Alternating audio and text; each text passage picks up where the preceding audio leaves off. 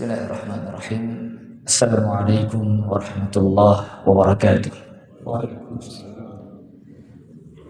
Alhamdulillahilladzi hadana li hadza wa ma kunna linahtadiya laula an hadana Allah.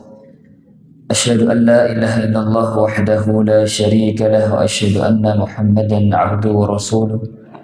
Allahumma salli wa sallim ala nabiyyina Muhammadin wa ala alihi wa sahbihi wa sallam tasliman katsira. Subhanaka la ilma lana illa ma 'allamtana innaka antal alimul hakim. Rabbi shrah li sadri wa yassir li amri wa hlul 'uqdatam min lisani yafqahu qawli. Allahumma 'allimna ma yanfa'una wanfa'na bima 'allamtana wa zidna 'ilma. Allahumma aslih lana sya'nana kullahu wa la takilna ila anfusina tarfata 'ain. Allahumma amin. Jamaah kaum muslimin wal muslimat rahimakumullah.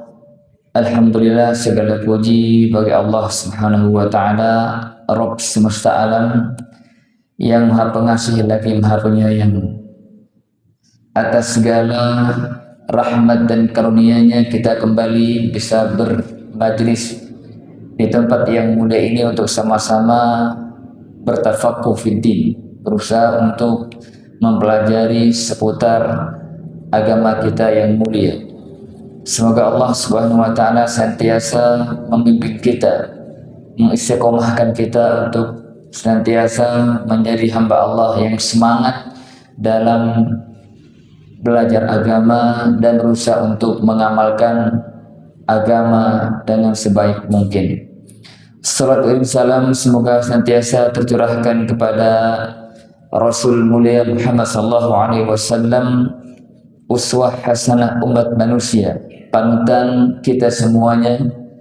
Semoga kita semua dimudahkan oleh Allah untuk mengikuti jejak beliau sampai akhir hayat kita.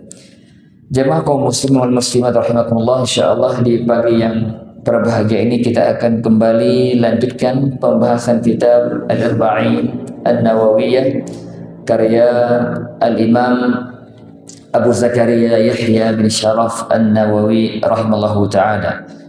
Dan kita alhamdulillah telah masuki hadis yang ke-20.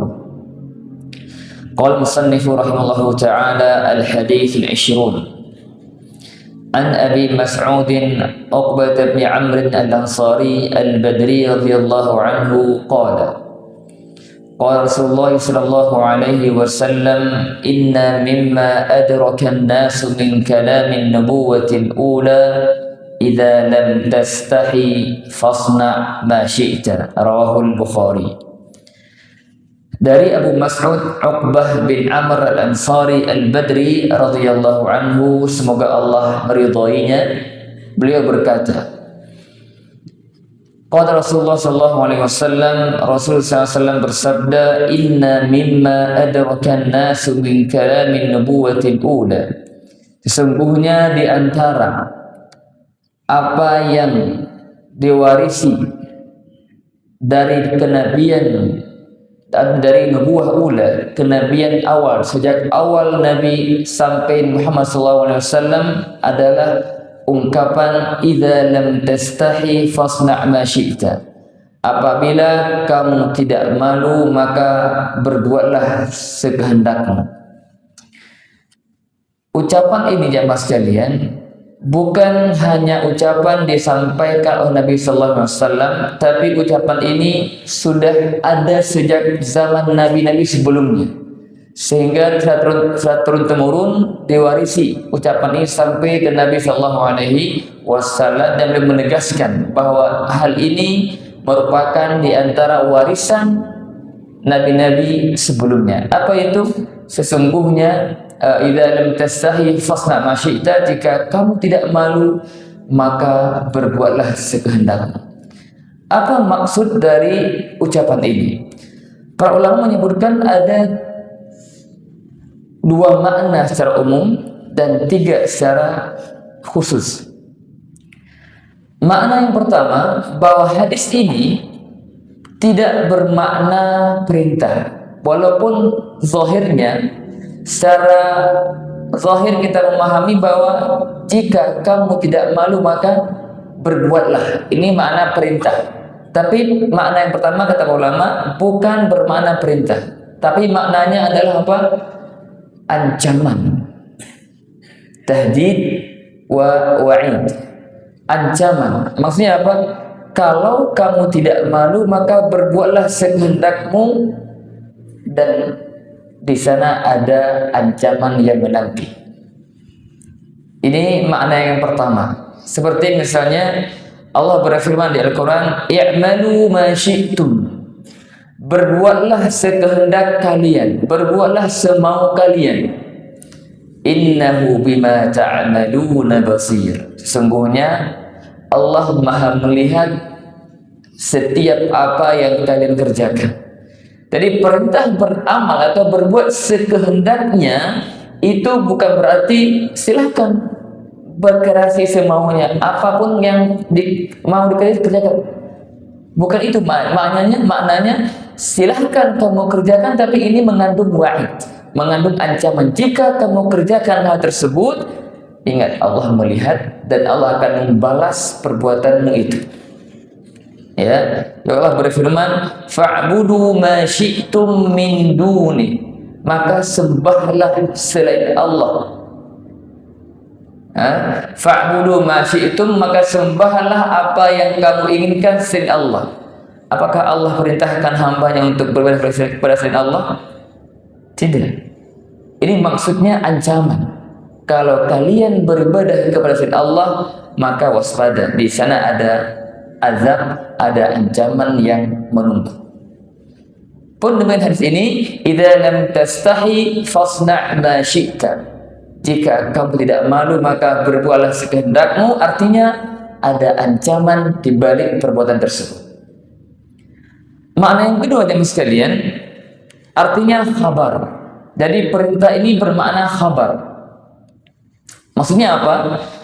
Bahwa Nabi SAW mengabarkan orang yang tidak punya rasa malu, dia akan melakukan apa dia mau tanpa peduli. Kalau orang sudah tidak punya rasa malu, maka dia akan melakukan semaunya. Gak punya rasa malu kepada Allah, gak punya rasa malu kepada manusia, maka dia akan berbuat semaunya. Ini makna yang kedua. Ya, di mana yang pertama itu bermakna wa'id, ancaman. Makna yang kedua adalah khabar. Nabi mengabarkan bahwa orang yang sudah gak punya rasa malu sama sekali, dia akan berbuat semaunya tanpa peduli. Dia akan bermaksiat semaunya, dia akan melakukan perbuatan yang maksiat semau dia kerjakan. Kenapa? Karena tidak ada rasa malu yang menghalangi dia berbuat keburukan tersebut. Ini makna yang pertama, terdiri dua arti. Ya, mana pertama? Ini bukan perintah tapi mengandung ancaman atau khabar. Makna yang kedua atau ketiga, hadis ini memang bermakna perintah.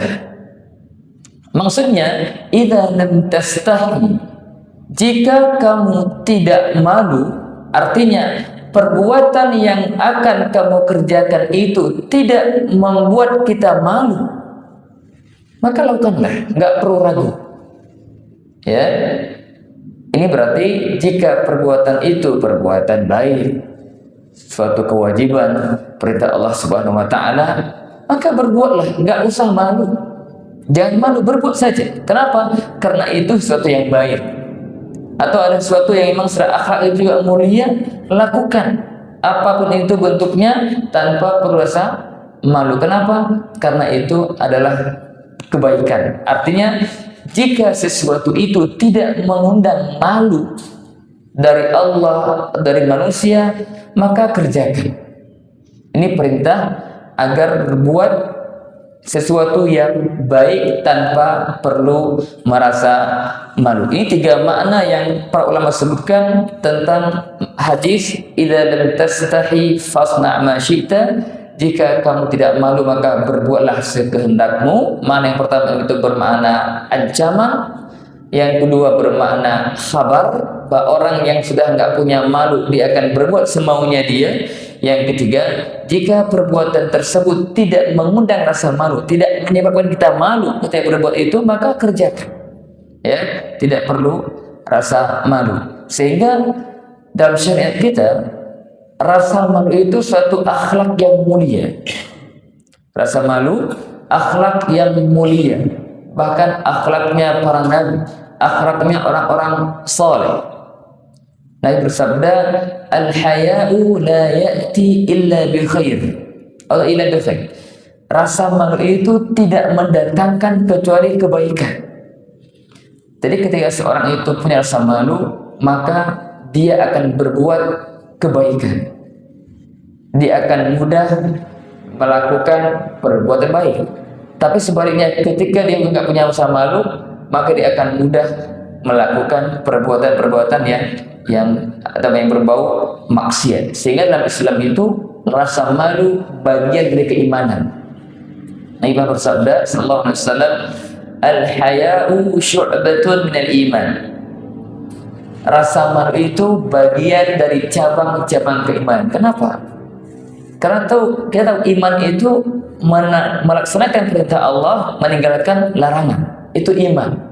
Orang beriman itu akan tunduk pada Allah dengan melaksanakan perintahnya dan meninggalkan larangannya.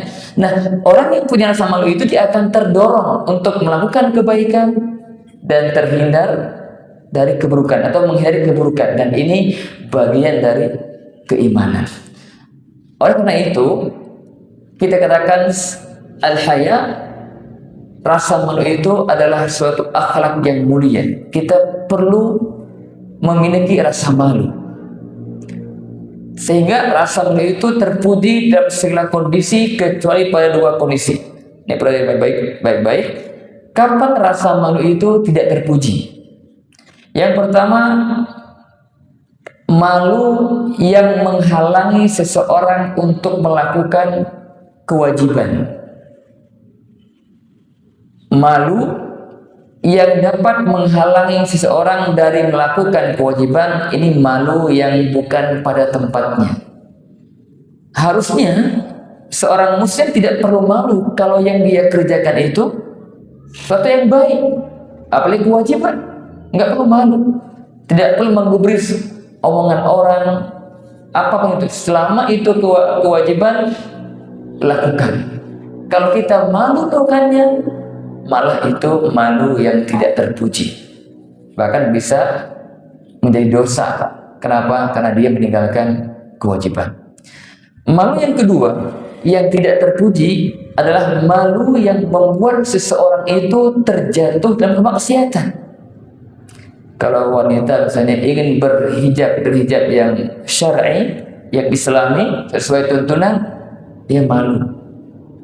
Nanti dikatakan sama teman-temannya, sok alim lah atau apa. Malu seperti ini malu yang tidak terpuji. Kenapa? Karena malu itu membuat dia tidak melakukan perintah Allah, justru membuat dia meninggalkan larangan. Nah, itu menyebabkan itu malu yang tercela. Dan rasa malu jemaah sekalian, para ulama menyebutkan ada dua. Ada rasa malu yang merupakan bawaan lahir, artinya Allah anugerahkan rasa malu kepada seorang hamba sejak dia lahir, sudah Allah titipkan dirinya rasa malu. Dan ini anugerah yang luar biasa. Ketika seorang tumbuh dan berkembang, Allah berikan baginya rasa malu. Malu kepada Allah, malu kepada manusia, itu hal yang baik, dan itu anugerah. Dan itu terus dijaga, dan itu luar biasa. Sudah punya modal ya untuk bisa melakukan atau yang mendorong dia melakukan suatu kebaikan dan menjauhi dari keburukan. Bagian yang kedua kata para ulama, ada istilahnya makana muktasaban, rasa malu yang diupayakan. Mungkin ada orang dia tumbuh berkembang dengan rasa malu yang sangat kurang, sehingga dia bisa upayakan agar bisa menjadi orang yang malu pada Allah Subhanahu wa taala, punya rasa malu. Dan ini bisa diupayakan di antaranya pertama dengan cara ma'rifatullah, mengenal Allah Subhanahu wa taala. Setiap hamba mengenal bahwa Allah Maha melihat dirinya, Maha mengetahui segala gerak-geriknya, ya, dan membalas setiap apa yang dikerjakan seorang hamba, itu akan menumbuhkan rasa malu. Dia malu kepada Allah yang senantiasa melihatnya dalam sesuatu yang tidak baik, dia malu. Ingin maksiat, ingat Allah melihat. Ingin melakukan satu kemungkaran, dia ingat Allah mengetahuinya walaupun dia sendirian. Hal itu akan menumbuhkan rasa malu dalam diri seorang hamba. Yang kedua, dia ingat akan besarnya, agungnya, banyaknya nikmat Allah kepada sang hamba, pada dirinya. Ketika seorang hamba, ketika kita merasa bahwa ataupun ingat bahwa betapa banyak nikmat Allah yang Dia berikan kepada kita, yang seharusnya kita syukuri dengan taat kepadanya, kok bisa saya gunakan nikmat itu untuk bermaksiat kepadanya? Tidak kita malu. Tangan yang Allah berikan berupa nikmat yang luar biasa ini kita gunakan untuk bermaksiat kepadanya. Mata yang Allah berikan kepada kita, yang kita bisa melihat, masa kita gunakan untuk bermaksiat kepadanya? Kaki yang Allah berikan, gak malu kita ketika kaki kita gunakan untuk bermaksiat kepada Allah, sang pemberi nikmat? Kalau itu kita ingat, kita hadirkan jiwa kita, akan membuat kita malu kepada Allah. Gak berani kita maksiat. Kenapa? Karena betapa banyak nikmat Allah kepada kita, masa kita akan membalasnya dengan sesuatu yang tidak baik. Harusnya seorang hamba yang punya rasa demikian, dia akan mudah untuk taat kepada Allah dan akan terjauhkan dari maksiat. Jadi rasa malu jemaah sekalian bisa diusahakan dan diupayakan. Semua pelaku maksiat yang bermaksiat, dia itu bermaksiat dengan apa? Dengan nikmat Allah. Benar nggak Pak? Orang yang bermaksiat, taruhlah dia sendiri di kamarnya, Allah kirim udara untuk dia, Allah buat dia masih bisa, bahkan nikmat dia dapatkan. Kok bisa? Ya, makanya kita harus merenungkan ini, betapa baik Allah itu kepada hambanya. Dia hamba itu bermaksiat kepadanya, tapi Allah masih kasih nikmat dia. Coba kita bayangkan, kalau orang yang bermaksiat itu sedang bermaksiat, Allah buat dia mati seketika, bisa apa enggak? Bisa, enggak ada yang musuh bagi Allah. Allah buat dia lumpuh tangannya, Allah buat dia bisa bergerak, bisa saja. Tapi Allah Ar-Rahman Ar-Rahim, ketika sang hambanya berbuat maksiat bahkan kufur kepadanya, Allah masih berikan dia nikmat, berikan dia anugerah. Harapannya hamba bisa kembali, bisa mengenal Allah Subhanahu wa Ta'ala. Maka jemaah sekalian, hadis ini memberikan satu pesan untuk kita semuanya. Hendaknya kita terus berusaha untuk menumbuhkan rasa malu kepada Allah Subhanahu wa Ta'ala, karena rasa malu itu akan mendatangkan kebaikan-kebaikan. Rasa malu akan menuntun seseorang untuk taat kepada Allah Subhanahu wa Ta'ala dan jauh dari maksiat. Ini hadis ke-20. Kemudian berikutnya jemaah, hadis ke-21. An Abi Amr wa qila Abi Amr Sufyan bin Abdullah radhiyallahu anhu qala qultu ya Rasulullah kulli fil islami qawlan la as'alu anhu ahadan ghayra qala qul amantu billahi thumma istaqim. Dari Abu Amr, dikatakan Abi Amr Sufyan bin Abdullah, semoga Allah meridhoinya, ia berkata, qultu, aku berkata, ya Rasulullah, wahai Rasulullah, kulli fil islami qawlan, ya Rasulullah, katakan kepadaku satu ucapan tentang Islam, la as'alu anhu ahadan ghaira, yang saya tidak butuh untuk bertanya kepada selainnya. Ini sang sahabat ini mengajukan satu pertanyaan yang sangat dalam, pertanyaan yang mencakup Islam secara keseluruhannya. Sang sahabat ini bertanya, "Ya Rasulullah, sampaikan kepadaku satu ucapan, satu ungkapan yang ungkapan ini bisa saya jadikan sebagai dasar saya dalam berislam, atau yang menuntun saya dalam mengikuti Islam. Sebutkan atau sampaikan ucapan yang menyeluruh, yang meliputi Islam segala sisinya."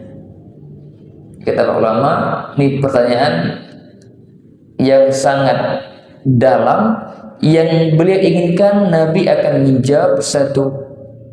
memberikan satu ungkapan itu mengandung makna yang sangat dalam. Maka ini satu makna jawabul kalim. Nabi menjawab dengan jawaban yang pendek tapi mengandung makna yang sangat dalam. Dan sahabat ini ketika mengatakan la as'alu anhu ahadan ghair, artinya sahabat ingin mendapatkan jawaban yang sempurna, tidak menyisakan lagi pertanyaan. Nabi jawab sudah cukup menjawab semua pertanyaannya, tidak butuh naik lagi ke Abu Bakar, ke Umar, ke Utsman, enggak. Cukup Nabi jawab dan selesai sudah apa yang beliau inginkan. Qala, Nabi menjawab, "Qul," katakanlah, "Amantu billahi tsumma istaqim."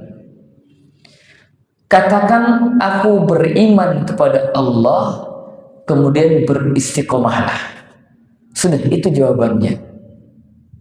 Pertanyaannya, katakan kepadaku satu ucapan dalam Islam yang aku tidak perlu bertanya lagi kepada selainmu. Jawabannya, "Qul," katakan, "Amantu billah tsumma istaqim." Katakan, aku beriman kepada Allah, kemudian istiqomahlah. Dua kata, amantu billah tsumma istaqim, dua kalimat. Saya beriman pada Allah, lalu istiqomahlah. Apa maksud dari dua kalimat ini?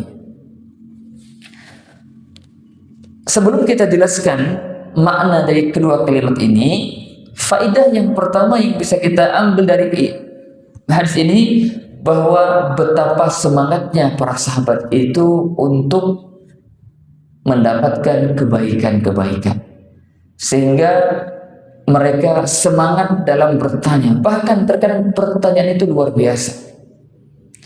Dan pertanyaan ini menjadi kita belajar dari pertanyaan sahabat ini. Sahabat bertanya, Nabi menjawab, kita dapat manfaatnya dari pertanyaan. Ini menunjukkan bahwa mereka orang-orang yang sangat semangat untuk menggapai beragam kebaikan. Mana amantu billah, qul amantu billah. Nabi merintahkan sahabat ini untuk mengucapkan amantu billah, aku beriman kepada Allah. Jadi amantu billah ini perlu diucapkan dengan lisan dan juga dengan hati. Jadi hati pun itu ada perkataan, namanya perkataan hati. Perkataan hati, perkataan lisan. Qul, katakan, baik dengan hatimu maupun dengan lisan. Apa yang dikatakan? Katakan dengan hatimu, aku beriman kepada Allah, artinya yakini. Yakin dengan hati bahwa aku beriman kepada Allah. Ini perkataan hati, meyakini bahwa Allah sebagai Rabb-nya, bahwa Allah satu-satunya zat yang berhak diibadahi, Allah satu-satunya zat yang memiliki nama dan sifat yang sempurna dan maha mulia. Dia yakin dengan hatinya. Itu makna yang pertama, atau qaul yang pertama. Yang kedua, qul bilisani, katakanlah dengan lisanmu juga, aku beriman kepada Allah. Ya, baik itu dengan syahadatain atau dengan amantu billah. Intinya menggabungkan antara perkataan hati dan perkataan lisan. Beriman pada Allah Subhanahu wa taala. Apa maksud dari beriman pada Allah itu? Apakah hanya sebatas cukup kita meyakini saya beriman pada Allah, saya mengucapkan lisan saya beriman pada Allah cukup? Lah. Makna iman kepada Allah ini adalah mencakup perbuatan hati dan perbuatan anggota badan semuanya. mencakup Islam keseluruhannya.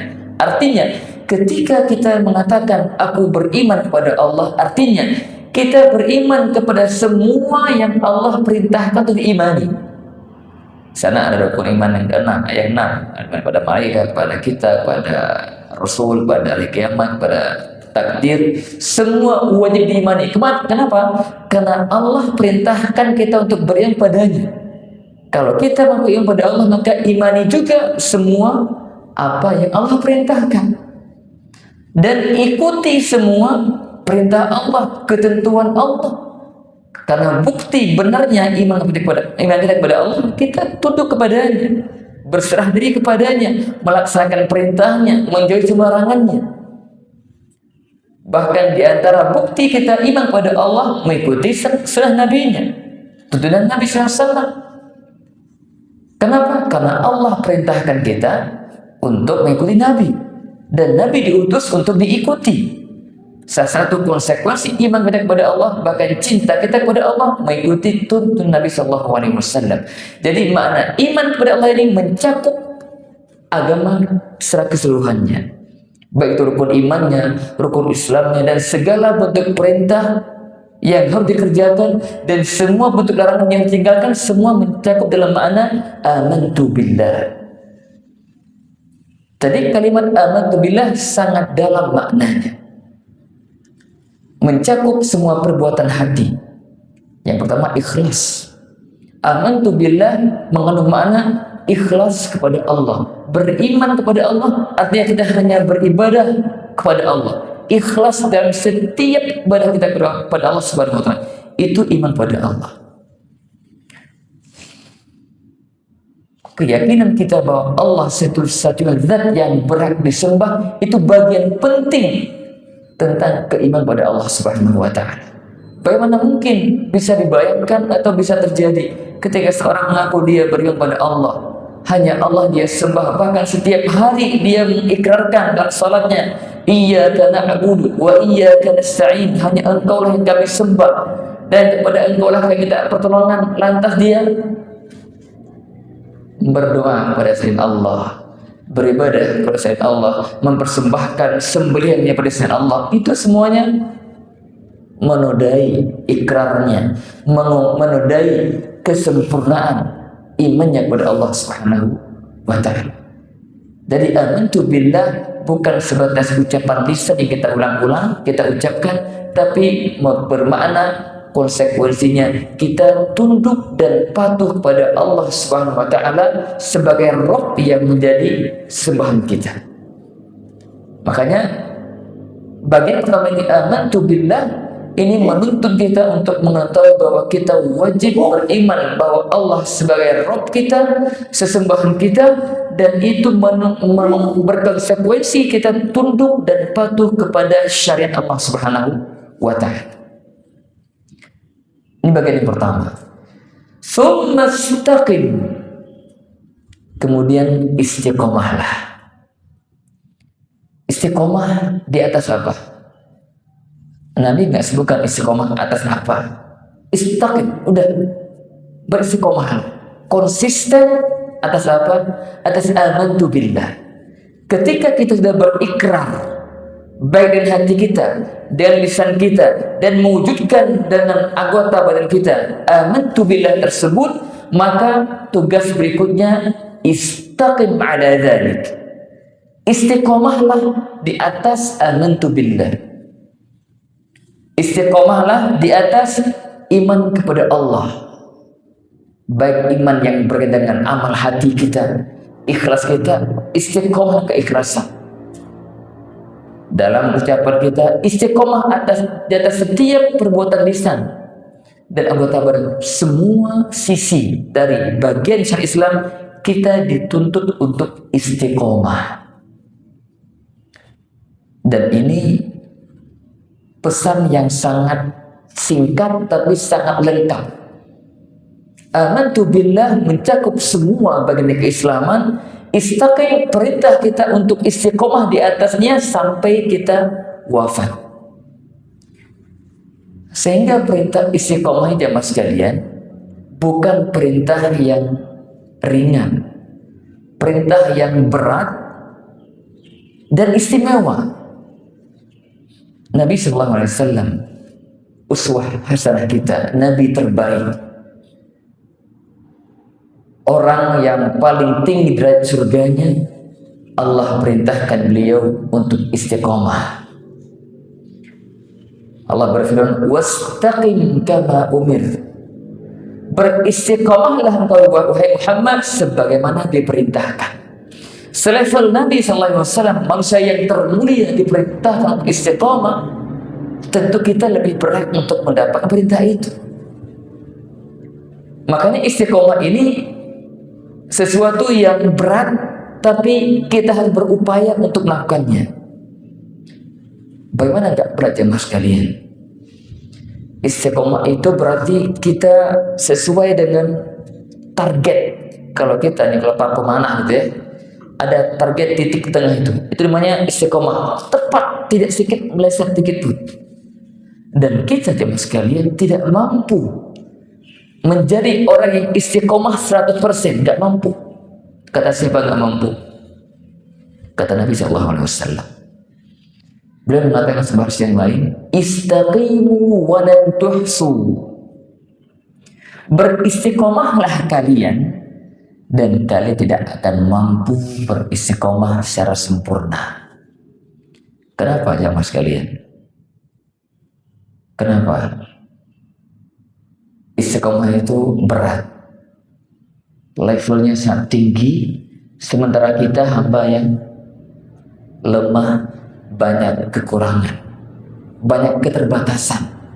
Nabi bersabda, kullu bani Adam khata', setiap anak Adam itu berbuat salah. Wa khairu khata'in at-tawwabun, sebaik-baik yang bersalah dia yang bertaubat. Artinya kita semaksimal apapun untuk istiqomah, pasti kita tidak akan sampai pada level yang sempurna. Mungkin nggak seorang hamba itu dia istiqomah nggak akan pernah tergelincir dalam dosa, nggak pernah akan kurang lagi baik, nggak mungkin. Semua kita pasti berpotensi terjatuh ke maksiat, atau minimal kita kurang sempurna dalam beribadah kepada Allah Subhanahu wa taala. Contoh salat kita masih banyak PR. Alhamdulillah kita Allah berikan taufik untuk rutin jamaah di masjid, dan kita perlu banyak berdua bagaimana memperbaiki kualitas salat kita. Itu perlu luar biasa itu. Dan kira gampang, sulit, berat. Tapi kita berjuang. Maka dia mengatakan, istaqimu wa lan tuhsu, beristiqomahlah kalian, niscaya kalian tidak mampu sempurna istiqomah. Dia mengatakan, saddidu wa qaribu. Saddidu itu tepat istiqomah sempurna, wa qaribu. Kalau tidak mampu 100%, maka mendekatlah kepada jadi istiqomah itu. Jangan jauh-jauh. Minimal kita di level menjaga kewajiban-kewajiban, malah menjauhi hal yang haram. Itu istiqomah yang paling minimal levelnya. Dan istiqomah yang paling kuat, yang paling utama adalah istiqomatul qalbi, istiqomah hati. Mungkin sebagian kita luar biasa ya istiqomah dalam puasa Senin Kamisnya, atau mungkin bahkan Daudnya, istiqomah zikir pagi petangnya, ada yang istiqomah dalam baca Qur'annya, setiap hari ada, mungkin ada one day one juice, misalnya, itu istiqomah. Penting, bagus. Tapi jangan pernah lupa, hati kita itu lebih utama untuk diistiqomahkan. Bagaimana ikhlas kita pada Allah dan beribadah? Apakah istiqomah atau tidak? Karena hati itu nggak gampang ya mas kalian. Mengobati hati, meluluskan niat itu perjuangan yang sangat berat. Bahkan selevel ulama salaf mengatakan, ma'alattu syai'an asyadda 'alaihi min niyyati. Aku tidak pernah mengobati satu penyakit hati yang lebih berat daripada niatku. Kenapa? Karena niat itu yataqallabu 'alayya, sering berbolak-balik. Makanya dalam ibadah kita itu kawal niat kita. Untuk apa kita beribadah kepada Allah? Untuk apa kita baca Quran? Untuk apa kita berzikir? Untuk apa kita berinfak? Kita harus jaga keistiqomahan hati. Tauhidullah. bagian yang penting. Istiqomah di atas tauhid itu asas. Jangan sampai perbuatan zahir kita luar biasa, tapi tauhid kita bermasalah. Sehingga ada orang yang mengatakan istiqomah itu ia tidak berbuat syirik. Ini bagian makna istiqomah yang sangat mendasar. Ya, sehingga secara umum kita katakan istiqomah itu artinya tetap berjalan di atas rel siratul mustaqim, jalan yang lurus sampai akhir hayat, tanpa toleh kanan kiri, ilzam, konsisten berjalan di atas siratul mustaqim. Dan itu artinya kita berpegang teguh dengan Islam yang murni sampai kita wafat. Maka istiqomah, hidayah untuk istiqomah itu doa yang setiap hari kita diwajibkan untuk meminta pada Allah. Kapan itu? Dalam salat kita. Memang kita setiap hari 17 kali membaca atau sebagainya mendengar doa atau Al-Fatihah dibaca dalam salat. Ada doa ihdinas siratal mustaqim. Ya Rabb, tunjukilah kami hidayah menuju siratal mustaqim, jalan yang lurus untuk Islam yang murni. Kita diminta oleh Allah untuk meminta itu, sehingga hidayah untuk istiqomah itu luar biasa, nikmat yang agung. Sehingga Allah Subhanahu wa taala dalam Al-Qur'an menjelaskan keutamaan mereka yang istiqomah. Di antaranya Allah berfirman surat Al-Ahqaf, innal ladzina qalu rabbuna Allah. Sesungguhnya orang-orang yang mengatakan Rabbuna Allah, Rabb kami adalah Allah. Nih, amantu billah, Rabb kami adalah Allah. Summa istaqamu, kemudian mereka istiqomah di atas ikrar tersebut. Nih ayat ini semakna dengan hadis. Innal ladzina qalu rabbuna Allah tsumma istaqamu, apa buahnya, apa balasannya? Fala khaufun 'alaihim wa lahum yahzanun. Maka tidak ada rasa takut bagi mereka atas apa yang mereka akan hadapi. Wa lahum yahzanun, dan tidak pula mereka bersedih atas apa yang mereka tinggalkan setelah kematian mereka. Allah lanjutkan, ulaika ashabul jannati khalidina fiha. Mereka itulah orang-orang yang akan menghuni surga Allah dan mereka kekal di dalamnya. Kenapa? Jazaa'an bima kanu ya'malun, sebagai balasan atas apa yang mereka kerjakan. Apa perbuatan mereka? Amantu billah summa istaqam. Mereka beriman pada Allah, Rabbuna Allah, kemudian mereka istiqomah. Mereka berhak mendapatkan kenyamanan, ketenangan, dan tidak ada rasa takut bagi mereka, dan Allah jadikan surga bagi mereka.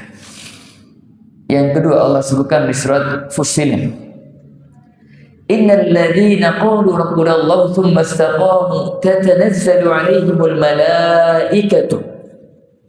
Sesungguhnya orang yang mereka yang mengatakan Rabb kami adalah Allah, kemudian mereka beristiqamah, tatanazzalu 'alaihimul malaikah. Maka di saat mereka mewafat, di akhir hidup mereka, tatanazzal malaikah, para malaikat turun. Ngapa yang turun, Pak? Tatanazzal malaikatu alla takhafu wa la tahzanu. Mereka menyampaikan kepada calon mayit ini yang di akhir hidupnya, alla takhafu, jangan kalian takut. Tidak, para malaikat turun kepada hamba yang istiqomah ini untuk menyatakan, menenangkan dirinya, enggak perlu takut. Kan jemaah sekalian, kondisi seorang itu akan berpisah dengan dunia, dia akan mati, itu kondisi yang sangat mencekam, mengerikan sekali.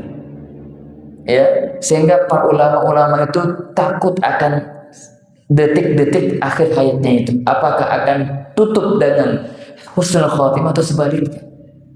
Mengkhawatirkan. Tapi ini hamba Allah yang beriman, yang istiqomah sampai akhir hayatnya, malaikat turun atas Allah memberitahukan padanya, alla takhaf, jangan takut. Wala tahzan, jangan juga bersedih hati. Bahkan wa abshiru bil jannati allati kuntum tu'adun. Bahkan para malaikat itu memberikan kabar gembira. Apa bentuk kabarnya? Wabshiru bil jannah. Kata malaikat, berbahagia kalian, bergembiralah kalian akan surga yang dulu Allah janjikan untuk kalian. Dijamin surga, sudah. Wafat di atas keistiqomahan, malaikat turun langsung ketika akhir hidupnya itu mengabarkan kepadanya, bergembiralah, surga telah Allah siapkan untuk kalian. Walakum fiha ma tashtahi anfusukum walakum fiha ma tad'un. Dan di dalam surga itu bagi kalian apa yang kalian inginkan. Semuanya siap, tersedia. Mungkin di dunia sang hamba yang soleh ini, yang beriman, yang istiqomah ini tidak mendapatkan bagian dunia yang banyak. Mungkin dia hidup miskin, hidup dengan keterbatasannya. Tapi ketika dia seorang hamba Allah yang beriman, yang bertakwa, yang istiqomah, maka di surga Allah akan berikan kesempatan banyak. Walakum fiha ma tashtahi anfusukum. Bagi kalian di dalamnya apa yang kalian inginkan. Semua yang diinginkan sang hamba di surga Allah berikan. Tidak ada yang sulit. Jadi jamaah sekalian, istiqomah merupakan sesuatu yang sangat penting untuk kita upayakan. Makanya kita istiqomah di atas Islam sampai akhir hayat kita merupakan perintah Al-Quran. Allah beritakan juga di beberapa ayat, ya ayyuhalladzina amanu ittaqullaha haqqa tuqatih wa la tamutunna illa wa antum muslimun. Artinya muslim dalam makna muslim yang sesungguhnya, muslim yang mustaqim, yang istiqomah dalam menjalani Islam sampai akhir hayat. Jadi kita semua jemaah sekalian, setelah kita menjadi hamba yang beriman, alhamdulillah satu orang yang luar biasa, jangan lupa kita punya PR, tugas yang setiap hari harus menjadi perjuangan kita, berjuang untuk istiqomah di atas Islam ini, di atas amal-amal Islam. Dan Allah perintahkan nabinya, wa'bud rabbaka hatta ya'tiyakal yaqin. Sembahlah Rabbmu sampai datang kepadamu kematian. Jadi perjuangan kita untuk menggapai keistiqomahan itu berakhir dengan kematian. Selama kita masih hidup, kita akan terus berjuang untuk menjadi hamba Allah yang istiqomah. Tapi ingat ya mas sekalian, ketika kita mengatakan kita ingin istiqomah, bukan berarti orang yang istiqomah itu nggak pernah terjatuh dalam maksiat, tidak. Karena kita di awal bahwa manusia itu yang berpotensi berbuat salah. Sehingga orang istiqomah itu orang yang berusaha untuk berada di Shiratal Mustaqim, Islam yang murni sampai akhir hayatnya, tapi bisa jadi di tengah-tengah perjalanan itu dia tergelincir. Ya, karena hamba lemah. Mungkin syaitannya terlalu kuat menggoda sehingga tergelincir, tapi dia akan segera kembali kepada Allah. Dia bertaubat. Itulah hamba istiqomah. Makanya Allah mengatakan dalam Al-Quran, fastaqimu ilaihi wastaghfiruhu. Maka beristiqomahlah dalam meniti jalan Allah, wastaghfiruh, dan beristighfarlah kepadanya. Coba kita perhatikan, Allah menyebutkan istighfar setelah perintah istiqomah.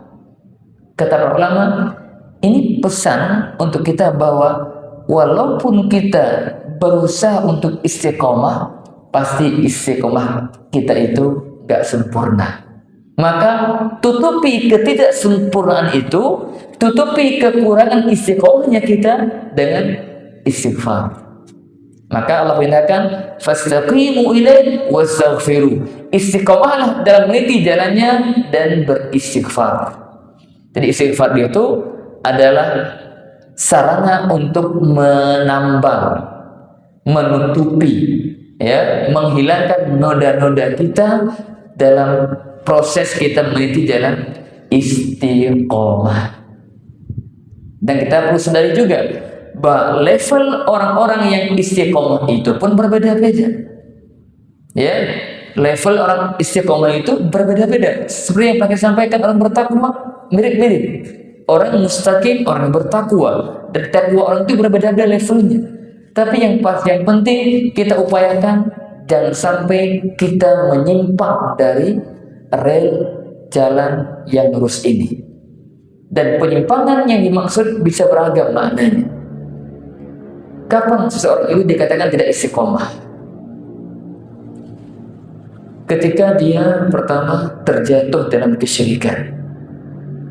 Perbuatan syirik itu salah satu perbuatan yang membuat seseorang itu dikatakan dia sudah menyimpang dari keistiqomahan. Kemudian perbuatan-perbuatan maksiat. Orang yang melakukan kemaksiatan atau melakukan perbuatan yang kemungkaran atau meninggalkan kewajiban, itu dia sedang mulai menyimpang dari jalan istiqomah. Maka untuk mendeteksi, untuk mengetahui apakah kita termasuk orang yang istiqomah atau tidak, cek saja bagaimana kita dengan kewajiban-kewajiban Allah. Dan kewajiban yang paling inti tauhid. Cek tauhid kita, cek keimanan kita, cek amal hati kita. Bagaimana? Apakah sesuai yang Allah perintahkan atau tidak? Kalau sesuai, maka itu ciri hati yang istiqomah. Disatakan ikhlas. Cek ikhlas kita dan beramal. Apakah sudah istiqomah atau belum? Atau hari ini istiqomah, benar besok beda lagi? Ya itu perjuangan terus.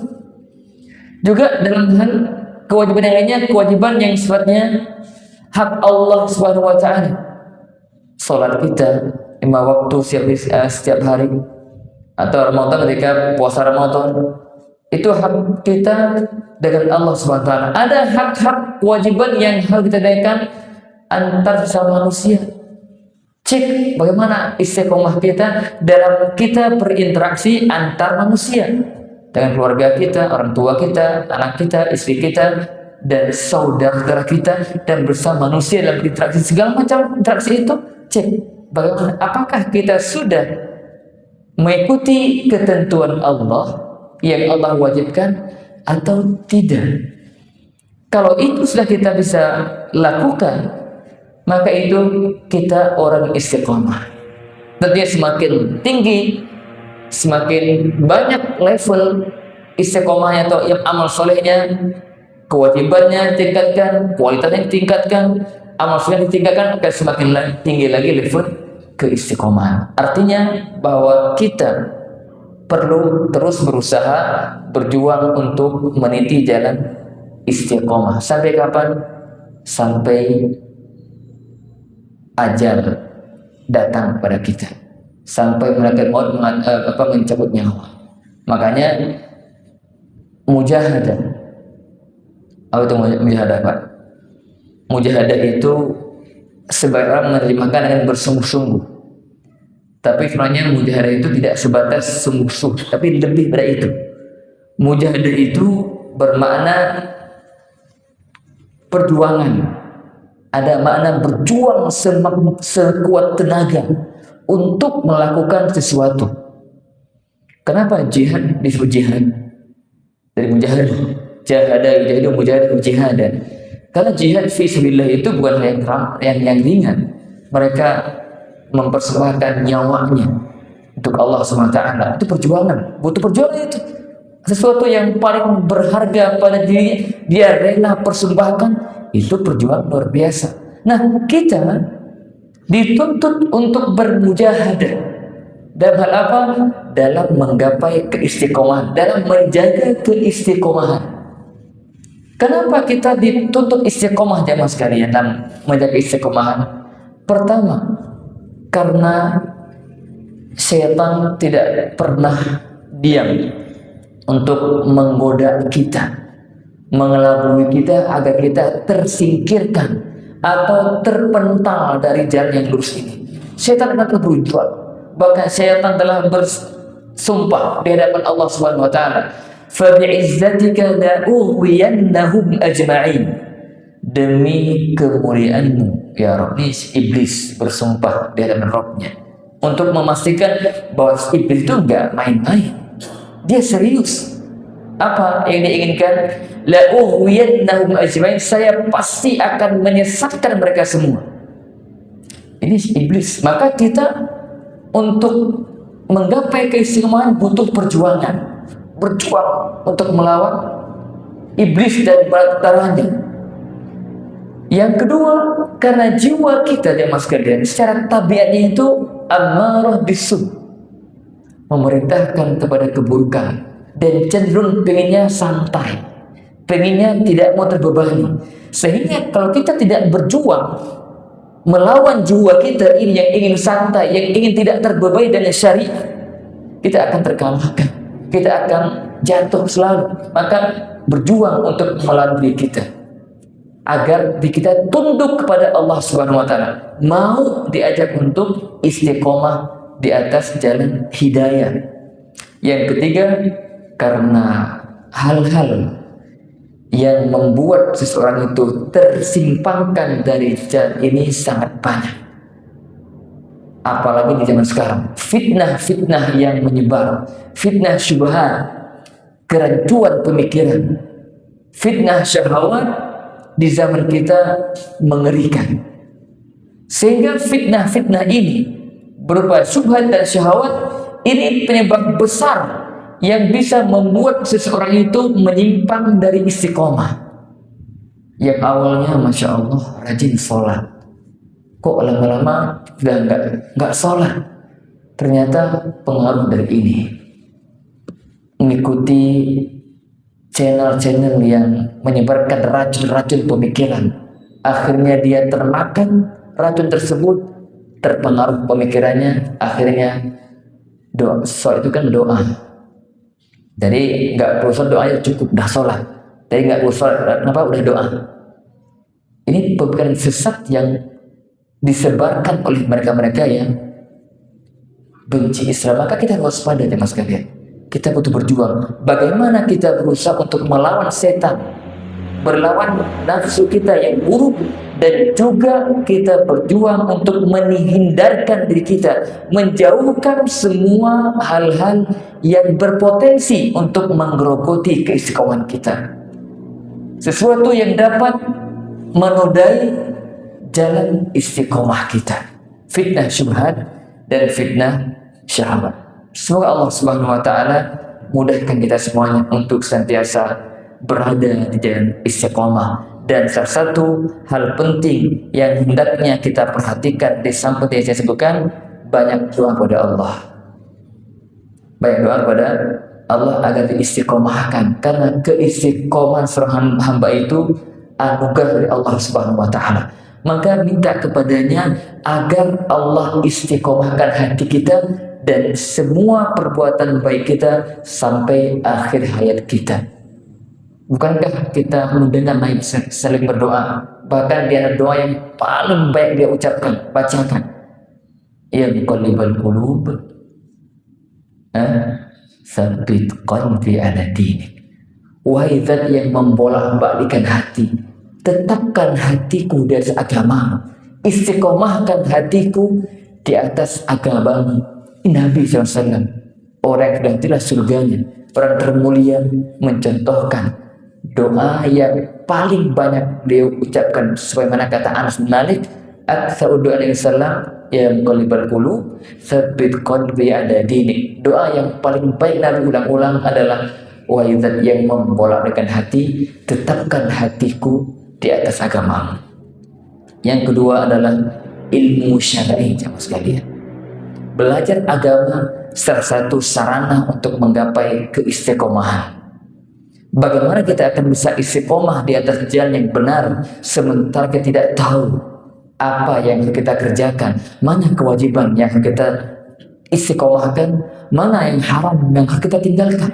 Maka ilmu agama, belajar agama merupakan salah satu jalan untuk menggapai keistiqomahan. Semoga Allah Ta'ala bimbing kita untuk senantiasa berusaha untuk menggapai keistiqomahan. Wallahu alam, demikian yang bisa disampaikan. Barangkali ada yang mau ditanyakan, dipersilakan.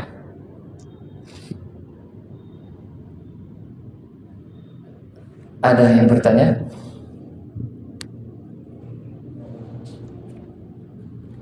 Nggak ada?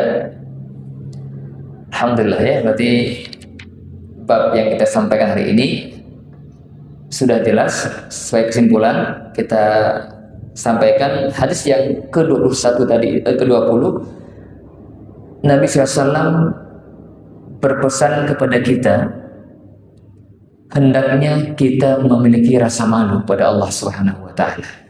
Kenapa? Karena rasa malu itu merupakan sifatnya, akhlaknya orang-orang mulia, bahkan ajarannya para nabi sejak dulu sampai Muhammad SAW. Sehingga seorang muslim perlu berusaha untuk menumbuhkan rasa malu dalam dirinya. Di samping itu, rasa malu itu akan menuntun seseorang untuk melakukan suatu kebaikan, akan membimbing seseorang melakukan kebaikan-kebaikan dan mencegah seseorang dari melakukan keburukan-keburukan. Semoga Allah memudahkan kita untuk menjadi hamba Allah yang pemalu kepadanya, sehingga kita tunduk dan patuh kepada Allah yang sempurna. Dan yang kedua, kita hendaknya senantiasa ingat bahwa kita hidup di dunia ini untuk beribadah kepada Allah dengan beriman kepadanya dan tunduk dan patuh kepada semua syariatnya. Lalu kita diminta untuk istiqomah sampai akhir hayat kita. Semoga Allah Ta'ala istiqomahkan kita di atas agamanya yang lurus sampai akhir hayat. Amin. Subhanakallahumma wa bihamdika asyhadu an la ilaha illa anta astaghfiruka wa atubu ilaik. Assalamualaikum warahmatullahi wabarakatuh.